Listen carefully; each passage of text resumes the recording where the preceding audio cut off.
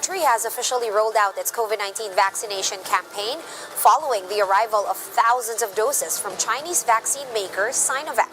With some health workers and President Duterte himself begging off to wait for a different vaccine brand, there is still some confusion as to who will get inoculated first. He will not be amongst the first. He is waiting for his doctor's gold signal, and so he will not be amongst the first tomorrow.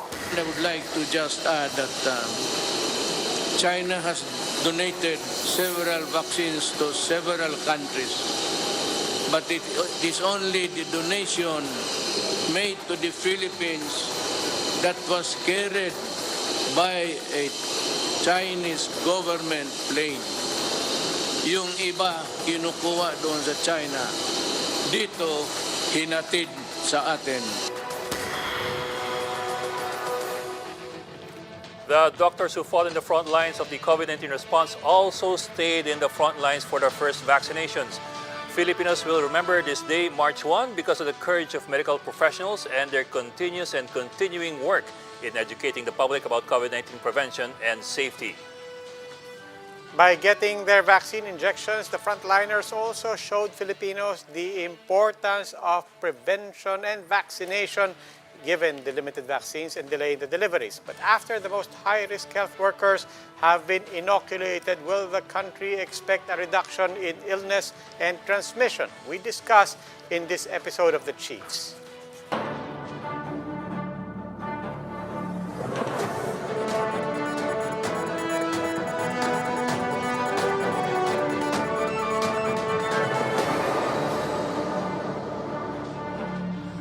Welcome to this Monday edition of The Chiefs. And of course, with us tonight is Robbie Lampay of One News in the studio. And we have also with us online Ana Marie Paminton of the Philippine Star and Lucy Cruz Valdez, the head of News 5. Ladies and Robbie, happy Monday. Happy Monday. Happy Monday. And Hopeful Monday. happy haircut. Oo Ay, nga. Or sarili kong Ami. haircut lang, ha?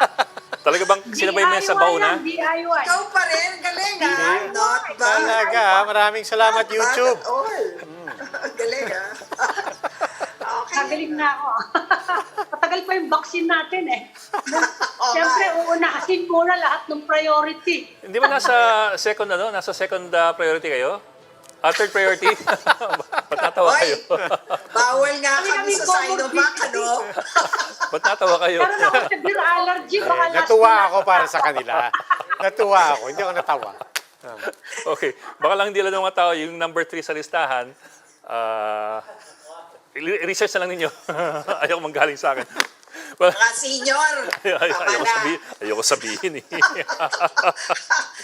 Alam naman namin, no? We know where we stand, sabi nga nila. Okay. Well, as everybody, of course, knows by now, today is Vaccine Day. The first shots of the COVID-19 vaccine legally being administered to Filipinos. So, I have to make the qualification. Malay natin kung sino nauna talaga. So there, we are now joined by Veterans Memorial Medical Center Nursing Supervisor, Nurse Gemma Colcol. Ma'am Gemma, thank you po for joining us. Welcome to the Chiefs. Good evening. Good evening. Good evening po. You made history today. Opo. Good evening po. Well, si Ma'am Gemma, ang guest natin dahil nabakunahan po si Ma'am Gemma kanina. Ma'am, sorry, medyo cliché na tanong. Ito, iniwasan ang tanong ng mga reporter dapat ngayon. Pero ito pa rin ang tanong ng maraming tao. Kamusta po kayo? Ayos tayo, sir. Kamusta ang pakiramdam? Wala bang pagkakaiba sa inyong pakiramdam sa pagbabakunang ito? Wala naman po, sir. Ma'am, pakita niyo yung braso niyo. Ha? Ayun, no? Yung may band-aid. Masakit po ba? Masakit po ba yung turok? Ano po bang dapat maintindihan ng mga kababayan natin? Wala, sir. Walang sakit. Wala lang. Parang, normal. Kasi, sir, sanay naman ako sa vaccination. I was hospital infection nurse 80. Puputol siya. Hindi pa. Yung ano po. Ma'am. Opo. Opo, linawin lang po natin ha, hindi nauutal si Ma'am Colcol, talagang yung internet speed niya. Pero kausap namin kanina, masigasig na masigasig. Hindi po nauutal, dire-diretso ang ano. Wala pong side effect. Maganda ang kinalabasan. Nandun lang siya sa madamong lugar. Kaya. Hindi, tinatanong namin kasi may mga nakita kaming footage na mga hinimatay daw. Saka wala ba kayo nakuha ganon? Kasi sa ibang lugar merong mga may chills, may fever, meron kami nakitang kaninang at least 2 May persons hinimatay. na Meron. carried out by stretcher. Wala bang ganon sa inyo, sa hospital ninyo? Sir, ayun ma'am, nabalitaan ko kanina, parang mayroong slight allergic reaction, pero na-resolve naman po. Ano yung allergic reaction? Para Na- daw, pantal-pantal, na-manifest? nagpantal-pantal yata. Oh. Pero Okay, na-resolve tapos- naman po sa ibang opisina. Yes. Nabigyan yata ng antihistamine, ano? Opo. And Pero that really happens naman. doon, ma'am, eh. Di ba may naka-standby doon? Protocol doon may naka-standby against allergies. Yes, ma'am. We have standby emergency medicines and the staff. May doctors din po. And then if they cannot resolve, diretso po sa emergency ward for further treatment or attention. Ma'am, Nurse Colcol, alam niyo po, hindi lang naman po na tama lang na yung frontliners ang unahin na protektahan. But also, ngayon, mababa pa yung confidence. Marami pang mga taong may agam-agam pa kung pipila sila sa vaccination. But all the surveys show na kung gawin to ng mga doktor, gawin to ng mga nurse namin, susunod kami. Yan, pinaniniwalaan namin yan. Hindi kami naniniwala sa mga politiko, hindi kami naniniwala sa media, pero yung mga doktor, mga nurse, naniniwala kami.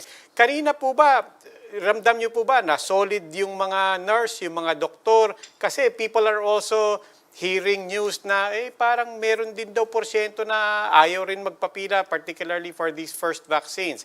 Ano po ba yung confidence level sa Veterans Memorial in particular? Ang mataas naman po, sir, kasi actually, one of my supervisor in the COVID complex, senior citizen na siya, sabi niya, ma'am, magpabakuna na rin ako. Sabi ko, ma-default ka ate, kasi you're 64 years old, baka mamaya magka-problema pa. O see, even hindi siya sa age group, gusto niyang nagpipresenta siya na magpabakuna. Happy naman ako. Even my husband, sabi ko, at saka na lang kasi obserbahan ko muna sarili ko. Kasi from VNMC din po siya yung chief engineer namin. Kaya sabi ko, tsaka na lang daddy, baka mamaya dalawa na tayo. Pero with God's grace naman po, sir, we're doing great. Ma'am, may idea kayo Meron ilan bang- porsyento o ilang porsyento ng mga pwedeng bakunahan sa veterans ang nagpalista? Kasi di ba sa PJs meron tayong ganun ilang porsyento sa mga tawag doon, eligible ang pumapayag para sa Sinovac. Sa veterans po, meron idea tayo? Mataas, sir. Kasi sabi ng director namin kanina, almost 1,400. Kasi po, Taas nga nun, before the vaccination, nag-survey na po kung sino yung may gustong magpabakuna at hindi. May survey form kami, yes or no. And then, rate mo doon kung anong age group ka, then yung mga comorbids, kung may hypertension, allergy. Kasi po, sa ibang hospital po kasi, nag-survey din at kunyari lumabas 1,200 gustong magpabakuna. Pero nung nalamang Sinovac, biglang umatras. Wala naman pong ganun sa inyo. Mayroon din, ma'am, pero not actually that big percentage. Kasi syempre, na-mindset na po kami ng management na this will be, kasi syempre, from time to time po, ma'am, kasi nagkakaroon po kami ng meeting simulations. Kaya they explained it to us. So, Kaya, Pero kung sakasakaling maging available yung mga vaccines na approved na ng mga stringent regulatory authorities, halimbawa kung maging eligible uli kayo maybe later this year or early next year, gusto nyo pa rin mabakunahan ng mga ganong klaseng vaccine? Yeah, no problem. But then, ang alam ko ma'am kasi once a year lang yan eh. I have my second dose on March 29. March pa. Okay. Na, March 1 today ma'am. Yeah, Then, 2 after weeks, diba? 28 Yeah, after 28 days, I will be having my second shot. Oo. Yeah. Ma'am, I'm sure po yung anong- I'm sure yung mga tanong namin sa inyo, hindi naman bago sa inyo to. In fact, siguro araw-araw Yeah. may mga nagtatanong sa ikaw, nurse ka, naiintindihan mo tong mga to. And I'm sure you have friends, you have relatives, you have many people in your own family asking you, ano ba, magtitiwala ba kami dito o mauna muna kayo or ano? What do you tell them? Oh, yes, sir. Kasi hindi naman, dumaan po naman po talaga sa proseso yan. And every Saturday and Sunday and holidays, I have my AM station sa radio. Kaya updated po tayo from Department of Health and WHO sa Facebook. Di po ba? Kaya yung information dissemination ay clearly naman po na na-explain and understand.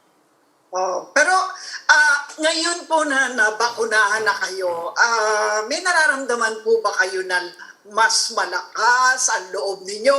Nakatulong ba yon even psychologically sa trabaho ninyo in the sense of you're less fearful and less worried or anxious, no? Yes, surely. Sure, ma'am. Absolutely, yes. Kasi syempre, kung 95% noon, of course, I will be having almost there. Kasi I am also assigned at the COVID complex, ma'am. But then we have also followed the protocols as usual, wearing face mask, your face shield, hand washing, and social distancing. Yeah, yes. Tuloy pa rin yun, ano. Yeah.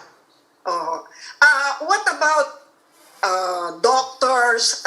Can you give us a lay of the land in terms of the health workers who allow themselves to be vaccinated? Mas marami bang nurse? Mas marami bang doktor?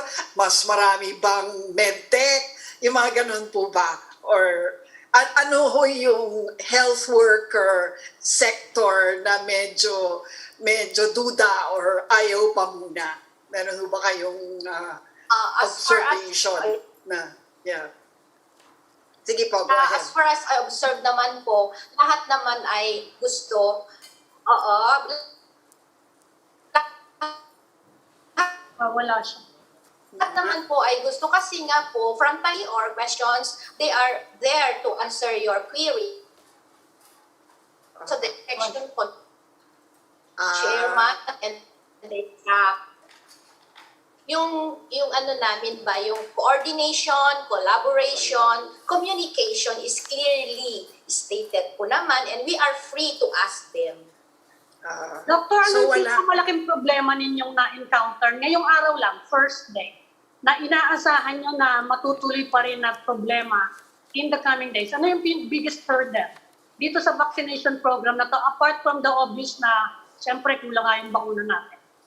Yung sa pag-administer mismo ng program, anong pinakamalaking problema nakikita niyo? Sir, well prepared po ang management kasi meron kaming mga drills, meron kaming simulation from time to time. We have 20 groups, ma'am. We have nurses. Ako nga po, group 20, kaya sasalang po ako bukas even after my vaccination. Kasi team leader po nga. And then we have the nurses, we have the pharmacists in every group, we have the doctors. Kaya kanya-kanya po kaming area of assignment. Kaya well prepared naman po ang DMMC, even our management po. Okay, ma'am, Even our supplies and equipment.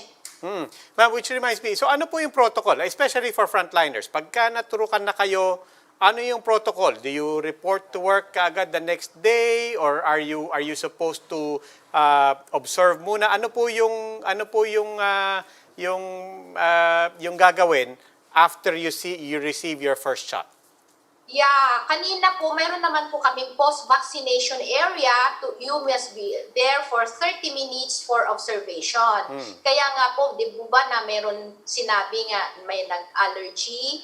Kaya nandoon po sila lahat, naka-full force po lahat.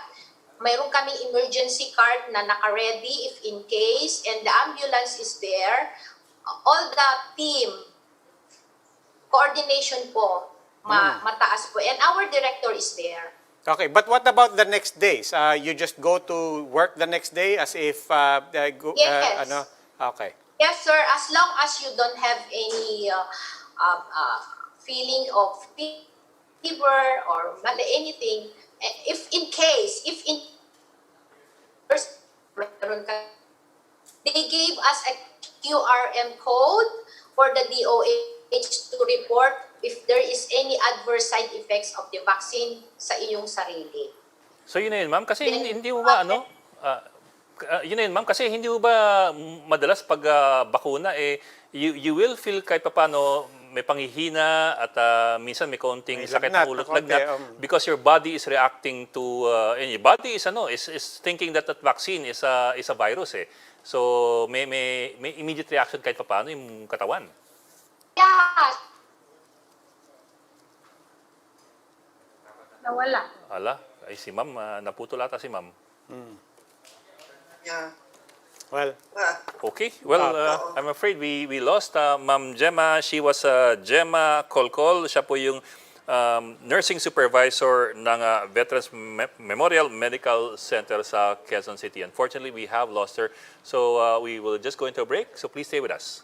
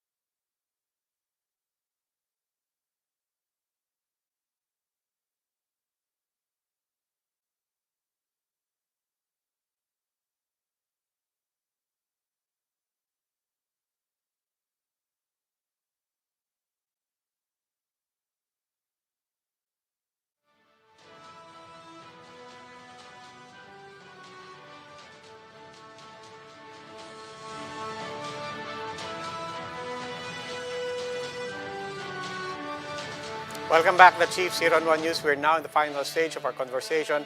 Now joining us is Special Advisor to the National Task Force versus COVID-19, Dr. TED HERBOSA. Good evening, Dr. HERBOSA. Good evening, Doc. Good evening, sir. Magandang gabi sa mga Chiefs. Magandang araw ngayon, di ba? Because we started the vaccination program already in several hospitals. Lalo na po kayo. You got a shot. Diba? Tama Yes, po ba? I'm one of those. I'm from PGH, and of course, I volunteered. One of the leaders and executive vice president of UP. I also volunteered to be a JAP. In fact, the story there is initially I had signed up for AstraZeneca. Kasi a couple of days ago, there was a choice. So I signed up and I checked AstraZeneca in the survey. But after the news yesterday that it was again delayed, the AstraZeneca, I said, the best vaccine is really the vaccine that is already here. Okay. So with all the evidences presented by our experts, I decided to get my shot this morning. So nag-volunteer talaga kayo ha? Hindi kayo tinulak sa harap? Hindi po. I also wanted to be an example to all the health workers because about Sunday, we had a parang town hall meeting because when the initial vaccines were the Western vaccines, the confidence level of the PGH health professionals was something like 95% willing to be vaccinated. Tapos when that got into trouble and didn't arrive, dapat Valentine's Day kami magpapapakuna, hindi natuloy. And then ito ngayong Chinese vaccines ang dumating, I actually heard the news na meron ding Astra. So I actually signed up for the Astra. But then yesterday, the news was it's again delayed. So parang hindi natin maasahan yung galing sa West because I think they're also there's really a global shortage. I think they can't deliver. They can't even supply their own countries. I'm just wondering, nabanggit niyo po yung... Nabanggit niyo yung town hall meeting, no? General Assembly sa PGH and so on. I remember Dr. Gap Legaspi nung unang na-designate ang PGH as a COVID center. I remember he had a letter to the PGH, really a rousing, stirring, very inspiring message. I'm just wondering, what was his message to the PGH staff and to all medical frontliners heading into this, given knowing that they have their rights to refuse, but at the same time, knowing that all eyes are on our doctors? That's correct. What happened was, in the beginning, there was news, di ba, when there was the Senate hearings, they heard it was Sinovac was a done deal, and it was the one arriving. So many of the people in Philippine General Hospital who volunteered, you know, when we volunteered to be a COVID hospital, many of the doctors and nurses were against it. Said, there are other public hospitals, why are we the ones volunteering? We need to serve the others. So there was resistance in that time. So when, after that, everybody sacrificed, maraming nagka-COVID. However, nung ibibigay ay Sinovac, na-demoralize yung mga personnel. So we had a survey, without asking which vaccine, majority naman wanted the vaccine.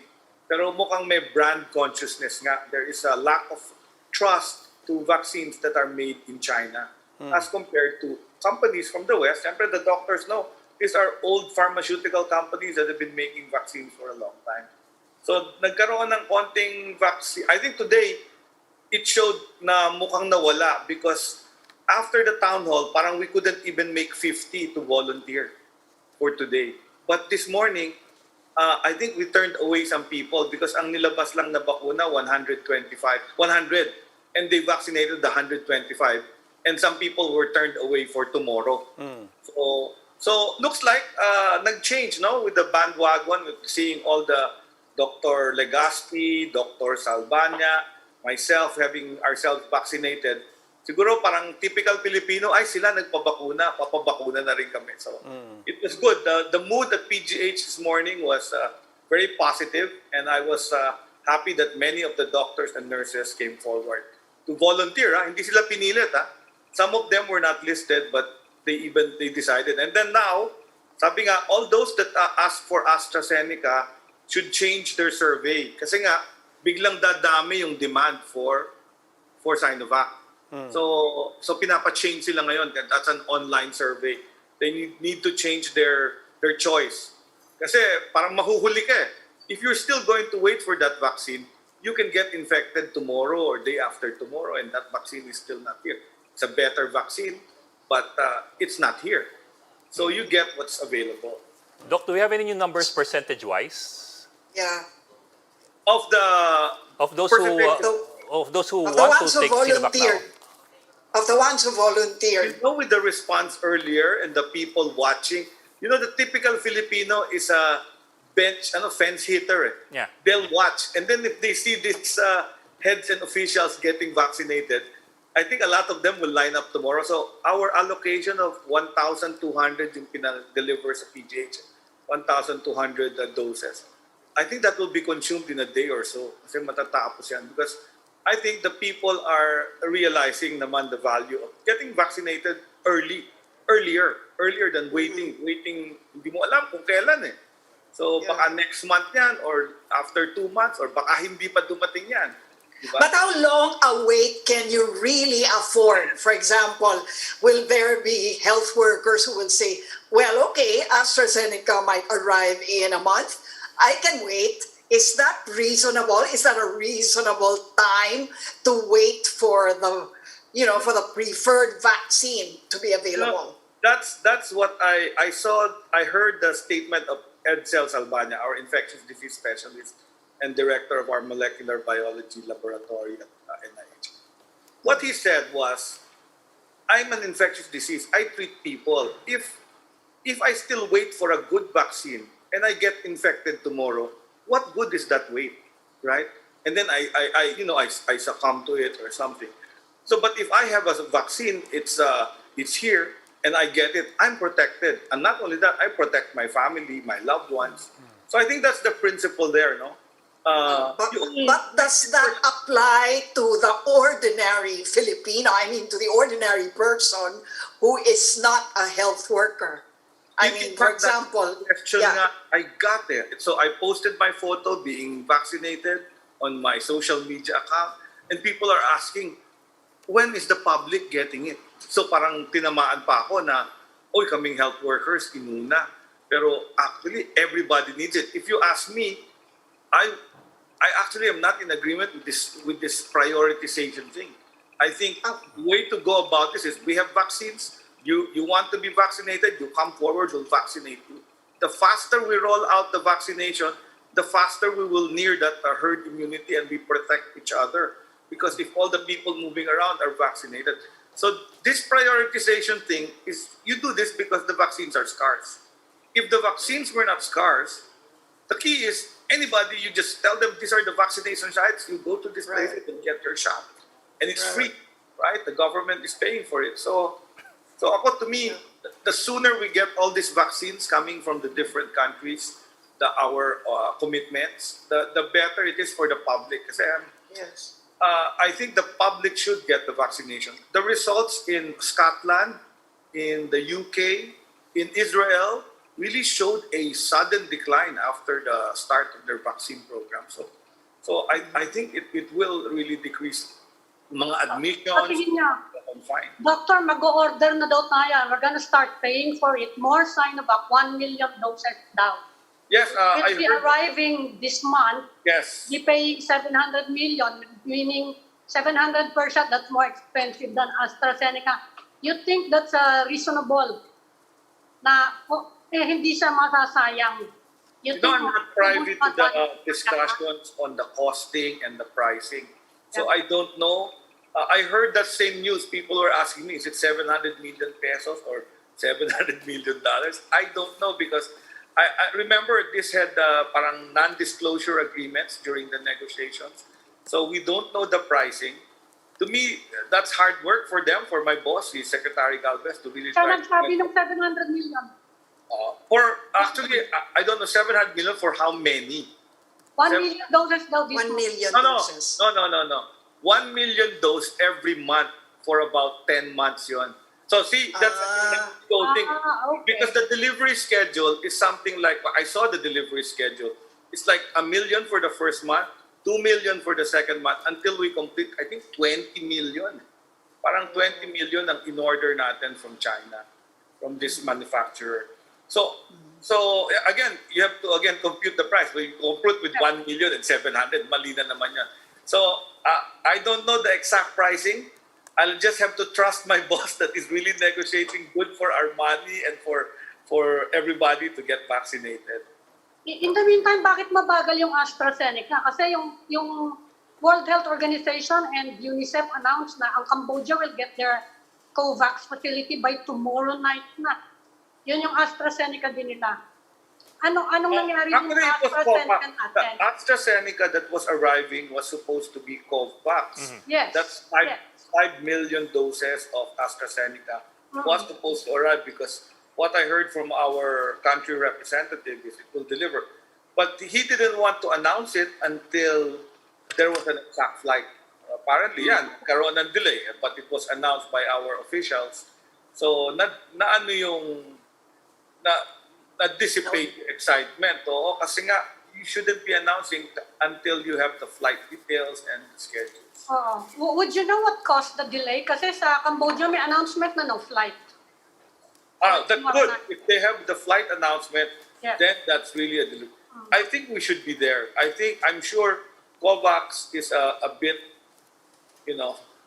they haven't been able to deliver their promise. I remember the comment when we went to the airport yesterday to meet up with the vaccines. That was what Secretary Galvez whispered to me. China is even better. They committed to their promise. They said they'll deliver in late February. It arrived in late February. Okay, Doc, Other commitments. Now, Doc, assuming na dumating na yung mga vaccines from wherever, obviously today was a very, very controlled first wave, and kaunting-kaunti pa, very manageable. once dumagsa na both the vaccines as well as people wanting vaccines, what are your concerns? I mean, beyond questions of efficacy and safety, and even beyond questions of low confidence, assuming people want it, what are your concerns on the logistics side and in the actual rollout on a national level? Correct. The biggest problem in any vaccination program is really the rollout of what they call the supply chain management. So making sure that the 600,000 doses are delivered to the hospitals that are going to vaccinate, diba? To Cebu, to Davao, tomorrow we'll be going to the local government hospitals. I'm assigned with Secretary Galvez to visit Pasay City General Hospital. Some of the other secretaries will be going to Manila, I think, to the Santa Ana Hospital, the Secretary Duque. So this is the next year. Kanina were all the COVID hospitals and the military hospitals. Tomorrow will be the LGU hospitals. So we will be vaccinating health workers in the LGU hospital. I think the biggest problem really is the supply chain management. And like kanina, I had some criticisms to our PGH kasi the nurse that aspirated the syringe, the vial, and injected me was the same person typing in the computer, my record, waiting for the print. I said, can't we Nag-multitask ka? sabi ko, you should be just injecting. Get another person to do the encoding. So by the time you jab me, there is another area. Yes, right. So may improvement pa. So I'm glad 100 lang. Kasi usually on the first day, dun ka naman magkaka-problem in any endeavor na malakihan. So I'm sure they can improve it some more. They're targeting 800 to 1,000 a day. So I hope dumating yung mga tao tomorrow and the rest of the personnel can get vaccinated. But na-surprise ako na we were actually scared in PJs na walang sisipot at walang magpapabakuna. In fact, what we were thinking of is saan tayo kukuha ng mga ibang health professionals na gusto magpabakuna. But surprisingly, people came forward. Doctors, nurses came forward and said, well, they'll have their jab. And Pero yung numbers namin sa news, 150 lang over 1,200. No, that was really the ceremonial. Because it's ceremonial, we were asked to prepare 100 vaccinees. Okay. So symbolic lang. Symbolic lang siya. Kaya nga mga leaders ang pinag-inject. And then of course, yung mga nando doon na gusto na magpabakuna, nabigyan na rin sila. So, So okay, so in the next, how many days you'll be rolling out the 1,200? Is that it? Yes. We will ask for more if tumaas yung confidence level ng personnel and magkaroon ng bandwagon mentality na since they got theirs, I'm going to get mine. I'm not going to wait for the next vaccine, the better vaccine in their idea. Yeah. Okay, President Duterte has said that since the vaccine rollout has begun, na baka pwede na raw mag-MGCQ. Anong masasabi mo dyan? Well, technically, we're in some sort of MGCQ. If you guys have noticed, there are more people moving around from the GCQ we had in October or something, right? So actually, we're in a de facto MGCQ, honestly. If you ask me, we're in a de facto. But, some cases are rising. Yes. I was going to say, the active cases have risen. We are monitoring. The mayor of San Juan just announced, I just saw it on social media. He has COVID. Mayor Zamora just announced that he is positive, although he's asymptomatic. So we are having cases, and this vaccination program is very timely to really stave off this second wave. And we have this variant now spreading. Di ba kayo nag-aalala with the easing of travel restrictions? Yeah. Kasi binawasan palalo yung mga requirements for moving around all over the country. Correct. Binawasan for domestic, no? But there's no domestic, for international. The international, you still get the fifth, 6-day swab and then quarantine. Aren't you worried about it? They eased up on the testing, on the PCR testing. And this is good. Yes. This is in alignment with the WHO announcements that if you're asymptomatic, you probably do not have COVID because they made an announcement, something like that. So we are over-testing if we we test so much, our test positivity rate is anywhere from 5 to 10%, depending on your region. So you're picking up only one when you test. But if you do symptoms-based, if you're having fever or cough, don't travel. Diba? If you start to develop fever or cough in your destination or wherever you went, the province, get tested. So ganun yung parang policy ngayon. We won't make it a restriction to be able to travel to get a negative test. So yun na yung parang nagiging new normal, no? So I think this restrictions, easing up of restrictions is our path to the new normal. Yeah, getting but the vaccination, easing up the testing, getting symptoms based. Remember, the doctors are very good now with treating this COVID, identifying the problems. You hear very little na namamatay na, no? Even very critically ill, natutunan na nila. So there's a, we're getting the hang of this. So I believe pwede siguro. I honestly believe pwede na mag-MGCQ, but with the caveat, we will lock down again if we have localized lockdowns, if there are outbreaks or clustering in some areas. Like in Metro Manila, Pasay, we are monitoring. Hey, Doc, we can understand what you're saying. In fact, a lot of people say this, and in all honesty, a lot of people, I think, can relate to what you're saying. But on the other hand, it's our first day to have the vaccine. Di ba, parang and people are saying, doesn't just make more sense na pakagatin muna natin yung vaccination drive? It's counterintuitive, some people are saying. We should be more strict now that we see the light at the end of the tunnel, rather than all of us rushing to the end of that tunnel. I think these are leadership statements. When the leader states that we're going to win, it's more inspirational than the scientific operational instruction. Yeah, but it could also be misleading, right? Inspiring is one thing, but it's also there's also a matter of leaders saying what is responsible, what is disciplined, what is the tougher choice to make. And that's correct. I agree with you, because even with the vaccination, I'm not going to go around without my mask and my face shield. I've gotten my first shot. I'll behave like everyone else. I'll wear my face mask and I wear my face shield. Yeah. So I guess to your point is, what should be leaders being inspiring? What should leaders inspire us to do? Inspire us to be courageous and go out there dahil eto na, kaya na natin? Or inspire us to say that, look, we've been disciplined, we've sacrificed a lot, we need to sacrifice just a little bit more. What should be the message of our leader? I think the National Action Plan of Phase 3 really tries to balance on a tightrope between health restrictions and opening up the economy or recovering the economy. And I can see there, even as a health professional, I have seen the difficulties of people. You drive around now, there are more people begging in the streets with signs that they're unemployed or stuff like that. And when I think about it, of all the businesses that have closed down, medyo parang, are we short-sighted enough to just look at the health consequences but not look at the socio-economic consequences of a pandemic? So to me, there's that balance, and that's where the big picture actually needs to be looked at. Sometimes, even us doctors have a very short-sighted view and say, no, restrict, we can't move around because we will spread the virus. But if you look at the whole policy-making thing, it's all about socio-economic determinants, behavior, and all that stuff. And my answer to you is, the best inspiration is really to tell people to continue to behave that they've been behaving, because it has worked for us.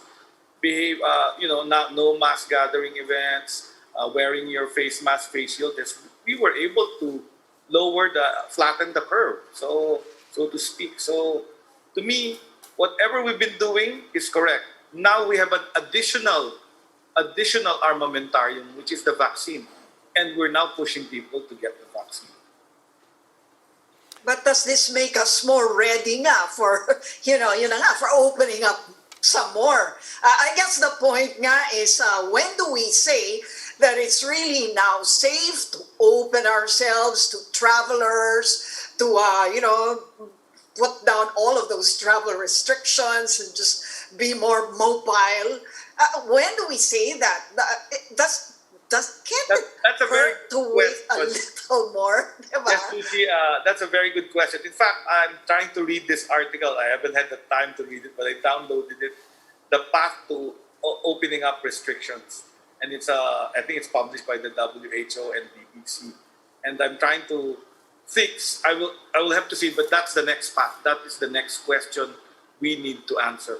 In the beginning, our question was, how do we test all these people? How do we control the spread of transmission? How do we get the vaccine? These were our problems. Today, this question you ask is the question we should ask our leaders. What is the path to opening up our economy? Should we do it quickly? Should we do it slowly? What are the things you can and can't do? So they're trying out. I'll hand it up to the IATF because that's a collective body. There are multiple brains thinking it out there with the economists, DTI, tourism. Let them figure it out. I'm willing to try it out. It's like beta test it to me. There is no, we have to just go behind our leaders and say, they're saying this, let's follow.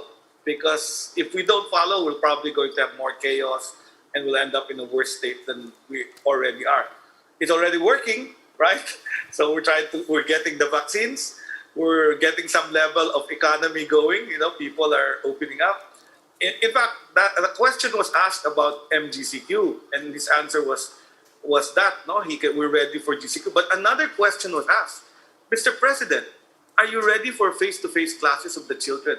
And I was floored by his answer. His answer was no. We want to save the children. I said, oh, he's a father. He has a child that goes to school. So I think you can see even with the answers to the media and the questions of the media, there was still some level of ambivalence of how to go about this. So we share all these doubts, fears, and everything, and we just hope we're on the right path to wherever we're going. Siyempre, Doc, kukonsultahin kayo, mga health professionals kayo. And there's a new unpredictable element kasi, the variant. Yes. Nang problema ngayon, and it's right here in Manila. Tapos sumulpot And pala it's sa now in Baguio Baguio. na nag-open up sila sa tourism eh. Okay. So ngayon, yan ang tinatanong ngayon, na can we afford at this point na konting-konti pa lang ang vaccines natin? Ilan pa lang yan? That's only 500,000 doses for 250,000 people. Kahit dumating yung 1 million ni AstraZeneca, that's only 500,000 people. Can we afford na to relax? Kasi dati kumakalat siyang natin nung tayo, pinabayaan nating magkalat na mga tao, di ba? Let me explain. Tatanong din ng health professionals. Okay, mutations and variations. Let's talk about mutations and variants. Well, number one, it's not unexpected. mRNA viruses Unpredictable. are expected to mutate. And the mutations that they are having are still variants. So they're not creating newer serotypes or behaviors. If you look at the different types of SARS, the first was SARS. It behaved differently, very high mortality. And then the second one was MERS-CoV. They're all coronaviruses. And the third one is this one, the COVID-19. So all of them were from the same coronavirus, but they mutated to different forms. As of now, the variants that we are detecting still behave very similarly. I mean, the symptoms are the same, the pathology is the same.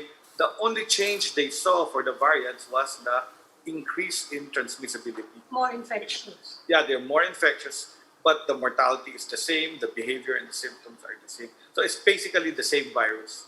Basically the same virus.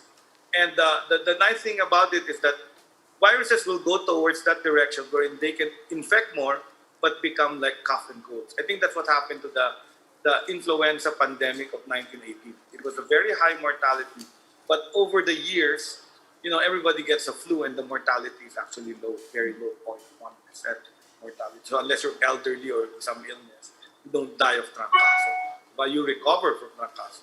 I think coronavirus will eventually mutate and variate to something like this. It transmits well, but actually does not kill as much.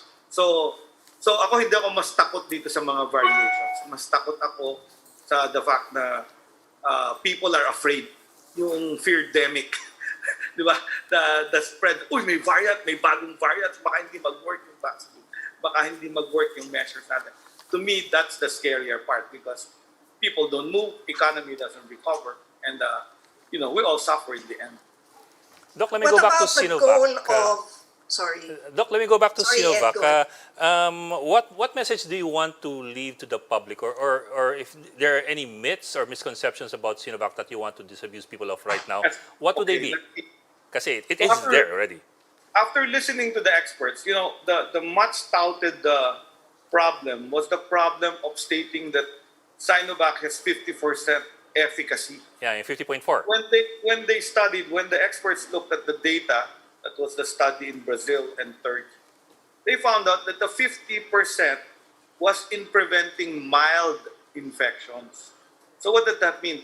It has only 50% efficacy in preventing you from getting cough cold symptoms. So you'll still get it, probably cough cold. But it had a 70% efficacy in preventing moderate symptoms. It means it will 70% chance of preventing you from being hospitalized. And 100% efficacy in preventing you from getting severe COVID or from chance of dying. So it's actually a very good vaccine when you look at it. Of course, nasira tayo because it's the only vaccine that tried to test it among health workers. Yeah. Yes. Purely. So that was the study in Brazil. And that's what the findings were. So medyo unfair yan kasi they got a subset or cohort of people that were exposed to the virus every day. Yeah. So it's not enough to say, 50% yan, pero yung Pfizer, 95%. So to me, they are all the same. I saw the comparisons. 100% efficacy in decreasing death. So to me, I feel good because I got my first jab. So even if I get COVID, I'll probably get COVID that is either mild or moderate. Yeah. And I'll be okay. I'll survive it. And Doc, I have to acknowledge it sounds much more reassuring. Many experts have come forward, including from NITAG, saying, no, linawin natin to. No? It is effective. Kung meron mang risk dun sa mild symptoms, in the meantime, it's 100% safe. So all of that is well and good, and it's reassuring. But my question is, we're talking about this, and yung unang bugso ng balitang yan was less than a week ago, just before dumating yung Sinovac. My question is, don't you see a problem with how government has waged the communication programs every time there is something to report or even not to report? They will say, February 15, darating na ang vaccine. Ay, hindi pa pala. Di ba? Ito na, end of February na talaga. Ay, hindi pa pala. And then on top of that, even technical matters such as this, which now sounds, given a few days of review, madali naman palang i-communicate kahit pa merong technical matters there. Government shoots itself in the foot by basically laying itself open and leading the public into a lot of confusion, honestly. Aren't you concerned that as we go into a rollout, government really has time and again shown a propensity to really mismanage the communications? Well, I wouldn't call it mismanagement because I know from the inside that this information comes in trickles. What I have to explain is the context in which NITAG has done its studies and FDA has done the studies. What happens is when you register Sinovac, and they only applied 3 weeks ago or 3 or 4 weeks ago, that's the only time they ask and demand for the data. Some of the data are not yet published. Unlike in Pfizer and Astra, they were able to publish. But that's another mafia in the medical world, wherein the West gets to publish their data first, and people like us in the Philippines and China don't get to publish. But that's another story. But the truth is, FDA asked for this data and shared it with NITAG. Then they can dissect clearly, not through a report by a reporter or somebody who studied that paper, but really look at the raw data that was presented in terms of the context of the study. So kaya ngayon lang lumabas yan. So it turns out, when I heard that, ay magpapabakuna na rin ako kasi I got convinced it's these experts. I haven't seen the publications as well because there are none. And they have to sign non-disclosure agreements when this data are given to them for regulatory purposes, for review. So I have to trust experts like Salvania and Eric Domingo and their reviewers, that they are analyzing it the way I would analyze it as a physician. Soon enough, these things will be published in a journal. They will be published, and then we will have access to all of them. But that's the nature of this. We have never vaccinated at this pace. The development of vaccines were decades. Used to come and happen in decades. It's only now that it has happened in months. So even this vaccine, Sinovac, was what started in July. And they've probably done their studies in Brazil, in Turkey, Indonesia. But access to these results are only given to the FDAs. The FDA when they apply for the EUA. And then the NITAG. I don't have access to it as well. I just have to trust the analysis of the people who read the actual data, knowing that they know how to analyze this data. And that's why it came out ngayon lang. Kasi their analysis came out. Okay, let me recast my question and my concern looking forward. No? So let's say napataas natin yung confidence level. People now want to take the next step and to get vaccinated. What should we consider in terms of just getting the information out there, having a good communication strategy? Because one basic thing that people ask themselves right now that probably the majority of Filipinos can't answer for each other is, where do I sign up? How do I do this? What's the next step? Kung gusto ko magpabakuna, I mean, who do I approach and so on? All of that goes to communications. And I guess my question is, do we have that in place as well so that people can be reassured moving forward? Correct. So I work now with the National Vaccine Operations Center, which is based in the AFP Commission Officers Club.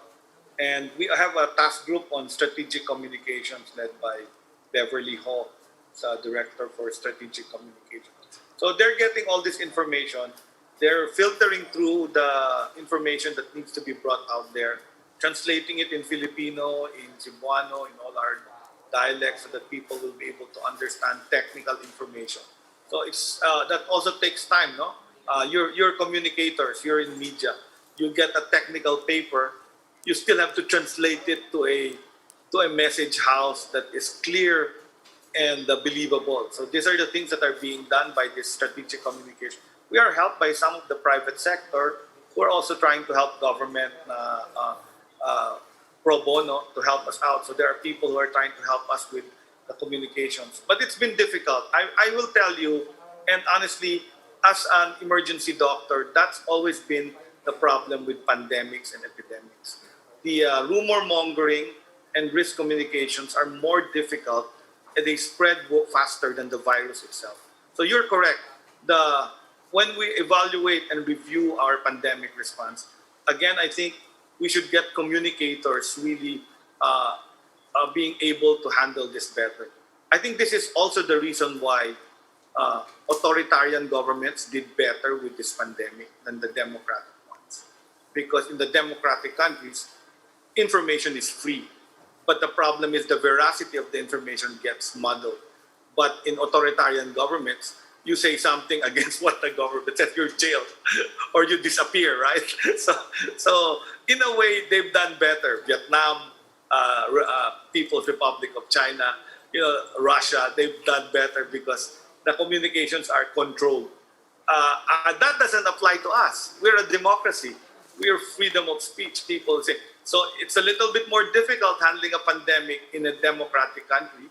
America is an example of this. People don't believe up to this day in the vaccines, in the pandemic itself. So they have to struggle, and it only changed when their president changed. So suddenly, Sir, we have laging handa every day, and that's carried by almost everybody and replayed by just about everybody. So parang government guys almost in full control of the narrative. Well, the other thing that changed is that we have social media. So I don't really believe the government has control of it. The government has a narrative, but I don't know if they have control of the narrative. We have a narrative. Dr. Ted naman, you're opening a can of worms bago tayo matapos eh. But I just want to get this out there. Don't you think it's not a function of democracy or dictatorship? It was a function of leaders believing in the science. In the case of the United States, you have a democratic president who openly was not believing in the science. And to your point, precisely, as soon as the president changed and the president of America believed in science, that made all the difference. So it's not, I mean, ang sa akin lang, like I said, it's a totally different episode, I have to say, but I just had to say that, I diba? agree with that. Whether you're an authoritarian or a democratic government, if your policies are science-based, Yeah. you're going to do the right Because I thing. think we have to say that. I will not give credit to the authoritarian regimes for keeping a lid on information. Still, the approach to pandemics has to be science and evidence-based. And Make efficiency. policies that are efficient. And efficiency, of And course. efficiency, because New Zealand has the best response. It's democratic. Taiwan, Israel. Yes, yes. They're all, Singapore has Teka. a good response. Kahit Doc, ano. we'll have you for another episode. That's another episode. But I believe you need transparency and efficiency. Okay. Yeah, well, I cannot contest with science-based policy making. Whether you're authoritarian, democratic, or monarchy, I don't care. As long as it's all science-based, it will be good. Okay, Dr. TED HERBOSA, Special Advisor to the National Task Force versus COVID-19. Dami natin napag-usapang ibang pinuntahan. We will have you again sometime this week siguro. Doc TED, Maraming salamat, Doc. Ingat Thank you po. very much. Maraming salamat. Baltaan niyo po kami. Salamat, Doc. That will be all for this Monday edition of the Chiefs. We hope the discussion will keep the conversation going. I'm Ed Lingao. I'm Andy Paminton of the Philippine Star. I'm Lucy Cruz Valdez of News 5. I'm Ravi Alampay, and we are One News.